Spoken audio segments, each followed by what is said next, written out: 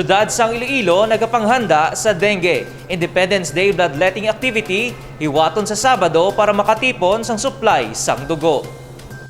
Nagpaandam sa publiko ang Iloilo City Health Office sa posibleng nga pagdamo sang kaso sang dengue. Gani nag-umpisa na ang monitoring sa mga barangay, lakip ang pagkuha sa mga sample sa mga lugar nga mayara sang recorded cases. Gani sa pagpaninguha ni Mayor Janet Reñas kag Councilor Alan Zaldivar, liwat nga patikayunon ang Independence Day bloodletting activity. Tinutuyo sini amo ang paghaylo sa mga pumuluyo nga magdonar sang dugo bilang pagpanghanda sa pagsaka sang kaso sang dengue.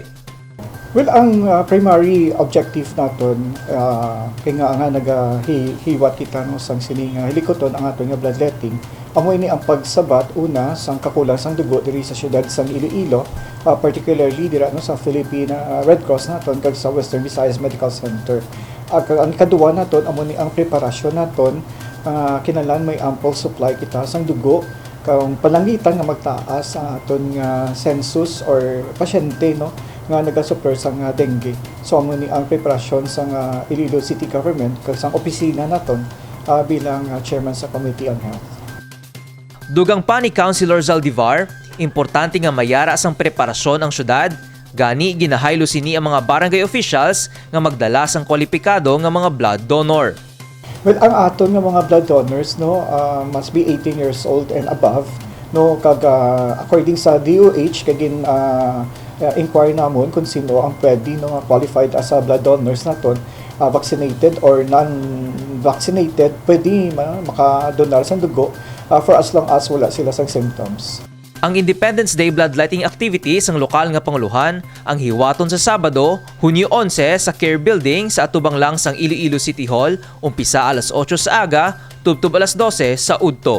Michael Angelo Sarate para sa Level Up Patrol.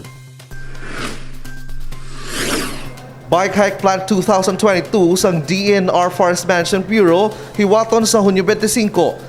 Iloilo City mangin starting point sang kahiwatan. Back-to-back ang awards ng Iloilo City bangod sang bike-friendly environment. Ganit napilian ang syudad bilang start-off point sang Bike Hike Plan 2022 nga programa sang DENR Forest Management Bureau. Hiwaton sa Hunyo 25, aktibidad sa Esplanade Skate Park padulong sa Maasin Watershed Forest Reserve. We'll be expecting 800 to 1,000 participants, bikers and planters coming from the private organization, government organizations, non-government organizations, and the local government units nga sila ang aton major partners sa sini. Pinasahi ang kahiwatan bangod nagapromote ini sang healthy lifestyle kag nagaamnig sang palibot bangod sang tree planting activity. Bukas ang bike hike plan sa mga bike enthusiast sa syudad kag probinsya sang Iloilo nga luyag ma-enjoy ang pagbisikleta samtang nagahandom nga makatanom sang puno sang kahoy. Maka-exercise ka na like what you're doing every weekend, so join here sa aton bike hike and plant kay makatanom ka pa kahoy, makakontribute kita sa kayuhan sa aton environment. Especially ang aton funding site is the Maasin Watershed, the major source of water supply for the city and adjacent municipalities. Ang kahiwatan ang may kaangtanan sa 159th year of Philippine Forestry Service kag Arbor Day celebration. Kevin Patrick Casipe para sa Level Up Patrol.